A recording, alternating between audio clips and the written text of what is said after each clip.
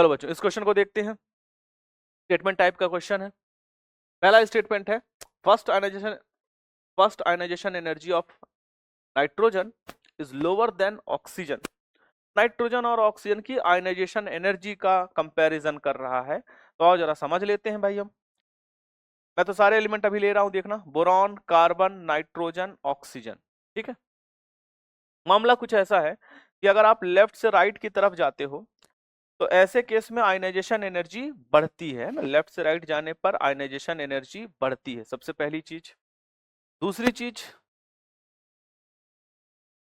अगर किसी एलिमेंट का कॉन्फ़िगरेशन स्टेबल है बच्चों, स्टेबल कॉन्फ़िगरेशन वाले की आयनाइजेशन एनर्जी अपने नेक्स्ट एलिमेंट से ज्यादा ऑब्जर्व होती है। सही बात। तो दो पॉइंट आपको ध्यान में रखने, लेफ्ट से राइट जाने पर बढ़ानी है और जो स्टेबल होगा उसकी एनर्जी ज्यादा होगी। कौन स्टेबल होते हैं, अगर आपको क्लियर ना हो तो देख लो फटाफट से। जिनके कॉन्फ़िगरेशन हाफ फिल्ड और फुली फिल्ड होते हैं वो स्टेबल होते हैं। क्लियर मामला। आओ जरा समझे। हमने कहा sir boron, carbon, nitrogen, oxygen left से राइट जा रहे हैं, लेफ्ट से राइट जा रहे हैं तो आयनाइजेशन एनर्जी बढ़ेगी, बढ़ गई। दूसरी बात, अगर आप इनके कॉन्फ़िगरेशन चेक करो तो बोरॉन है P1, कार्बन है P2, नाइट्रोजन है P3 और ऑक्सीजन है P4। अगर आपको ऑब्जर्व हुआ तो आप ठीक से देखो बच्चों, नाइट्रोजन P3 है, ये है हाफ फिल्ड और हाफ फिल्ड होने की वजह से ये हो गया है स्टेबल।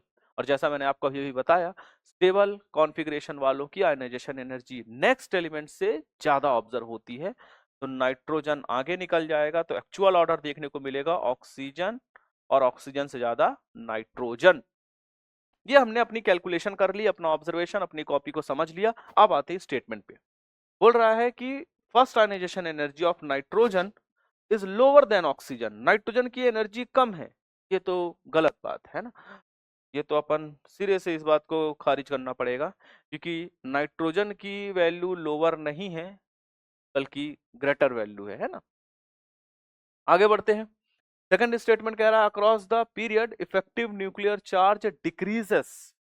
लेफ्ट से राइट जाते हैं जब हम पीरियड्स में आगे बढ़ते हैं। अगर आप पीरियोडिक टेबल को ऑब्जर्व करो बच्चों तो हम लोग सबसे पहले इफेक्टिव न्यूक्लियर अट्रैक्शन पढ़ना सीखते हैं और हम ये देखते हैं कि जैसे जैसे आप लेफ्ट से राइट बढ़ रहे होते हो एक पीरियड में तो इफेक्टिव न्यूक्लियर अट्रैक्शन बढ़ता है, क्योंकि एक सेम पीरियड में नंबर ऑफ इलेक्ट्रॉन बढ़ रहे होते हैं, नंबर ऑफ प्रोटॉन्स बढ़ रहे होते हैं और इस वजह से अट्रैक्शन बढ़ रहा होता है।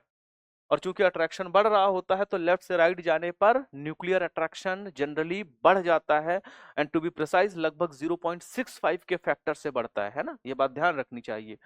आप लोगों ने शील्डिंग इफेक्ट के कैलकुलेशन में ये चीज देखी भी होगी अपनी कॉपी में कि लेफ्ट से राइट जाने पर न्यूक्लियर अट्रैक्शन बढ़ता है, इसीलिए आप ऐसा भी बोलते हो कि सर रेडियस कम हो जाती है। तो यहाँ पर क्या कह रहा है कि इफेक्टिव न्यूक्लियर अट्रैक्शन डिक्रीजेस, ये तो बिल्कुल गलत बोल रहा है ना। तो दोनों स्टेटमेंट आपके इनकरेक्ट हो गए, बोथ स्टेटमेंट आर इनकरेक्ट, यानी सेकंड ऑप्शन आपका करेक्ट आंसर हो जाएगा। क्लियर है क्या?